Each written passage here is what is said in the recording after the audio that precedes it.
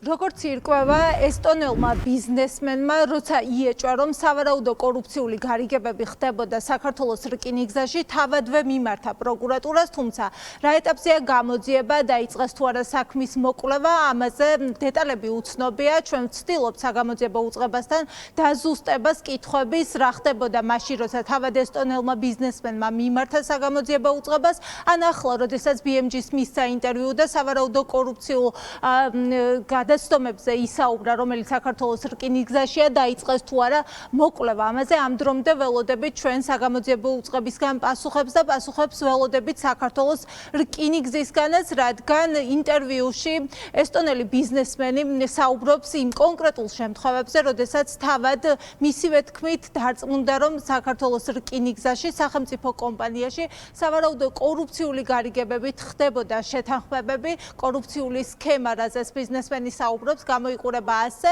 ხდებოდა კონკრეტულ კომპანიებზე ტენდერების მორგება, სახელმწიფო კომპანია ყიდულობდა ისეთ პროდუქტებს, რომელიც რეალურად მას არ ჭირდებოდა, ანუ კონკრეტული კომპანიები ღებულობდნენ სარგებელს.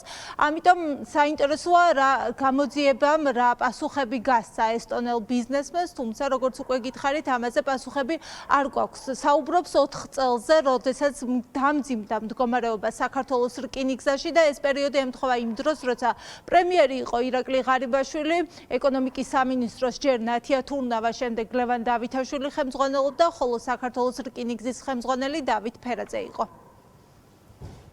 ბოლო 4 წლის განმავლობაში ალბათ საქართველოს რკინიგზაში კორუფციის დონე უბრალოდ კოსმოსური იყო. ეს არ იყო საქართველო, ეს იყო ზიმბაბვე. ყველაფრის მოპარვა შეიძლებოდა, ანუ კორუფციის დონე ტენდერებში კატასტროფული იყო. ფასები რამდენჯერმე იზრდებოდა. ყიდულობდნენ პროდუქტებს, რომლებიც არ იყო საჭირო. უბრალოდ მოიგონეს პროდუქტები, რომ მოეპარათ. ეს იყო ძალიან სამწუხარო და ჩვენ რამდენადაც შეგვეძლო ვიბრძოდით, რაღაცას ვუხსნიდით მთავრობას.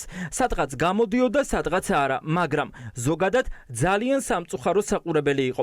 ამიტომ თუ ვისაუბრებთ პროექტებზე, რომლებიც იყო ბოლო წლებში რკინიგზაში, ვიტყვი რომ ისინი არ იყო, რადგან ჩვენ გვაქვს ნულოვანი ტოლერანტობა კორუფციის მიმართ და ჩვენ ამ თამაში არ მონაწილეობთ არასდროს და არასდროს მივიღებთ მონაწილეობას. ჩვენ ეს არც გვჭირდებოდა სინამდვილეში. ჩვენ უბრალოდ არ გვჭირდებოდა კორუფციის გამოყენება, რადგან თუ რაღაც უკანონოდ მიდიოდა, ჩვენ შეგვეძლო მივსულიყავით მთავრობაში და გვეჩივლა, მაგრამ ეს არ მუშაობდა რკინიგზაში ბოლო წლებში. მთავრობა სადღაც ცდილობდა რაღაცის დარეგულირებას, მაგრამ ზოგადად კატასტროფა იყო. ჩვენ პროკურატურაშიც კი ვწერდით განცხადებებს და ასე შემდეგ. ბოლო წლებში იყო საშინელება.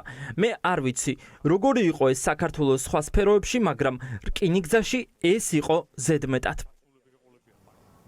ბიზნესმენის თქმით, სახარბიელო მდგომარეობა არც დღეს არის, მას შემდეგ რაც რამდენიმე მაღალჩინოსანი სავარაუდო კორუფციული ბრალდებით დააკავეს, ამან მსუსხავი ეფექტი იქონია განსაკუთრებით რეგიონებში, ყვება რომ საჯარო მოხელეები მუნიციპალიტეტებში ფაქტობრივად ინვესტორებთან დაკავების შიშით აღარ თანამშრომლობენ. პრობლემა რაშია? კორუფციასთან ბრძოლა ამავე დროს პარალიზებას უწევს მცირე მოხელეებს. მათ ეშინიათ გადაწყვეტილების მიღება და იმალებიან. ამის საუკეთესო მაგალითია გარდაბნის მერი. აგვისტოს ბოლოდან არ გვპასუხობს. ჩვენ ათობით მილიონს ვიხდით გარდაბნის რაიონში. პირველ რიგში მათ თავისი დილა უნდა დაიწყონ და იკითხონ, როგორ არის თქვენი საქმეები გადასახადების გადამხდელებო, მაგრამ ისინი ფაქტობრივად არ არსებობენ. შეიძლება ითქვას, რომ იმალება კორუფციასთან ბრძოლამ ისე შეაშინა მცირე მოხელეები, რომ პრობლემა გახდა ბიზნესისთვის. მათ ეშინიათ შეცდომის დაშვების. სახელმწიფო მოხელეს, როდესაც რაღაც კამპანია მიდის, ურჩევნია დაიმალოს იმისთვის, რომ არ მოყვეს იმ დიდ ვნებათა ხელვაში და მოცელვაში და ამ დროს ჩვენ ვკარგავთ ფულს. სახელმწიფოც კარგავს გადასახადებს, სამუშაო ადგილებს, საინვესტიციო გარემო რა თქმა უნდა გაუარესდა და ეს ფაქტია. ვინაიდან სამწუხაროდ პოლიტიკა გავლენას ახდენს ყველა ინვესტორზე. ჩვენ საქართველოს რკინიგზისგან ამ დრომდე ველოდებით პასუხს, დაიწყო თუ არა გამოძიება, პროკურატურამ გამოკითხა თუ არა თუნდაც ყოფილი ხელმძღვანელები საქართველოს რკინიგზის, თუმცა ამ დრომდე მათგან ჩვენ პასუხი არ მიგვიღია.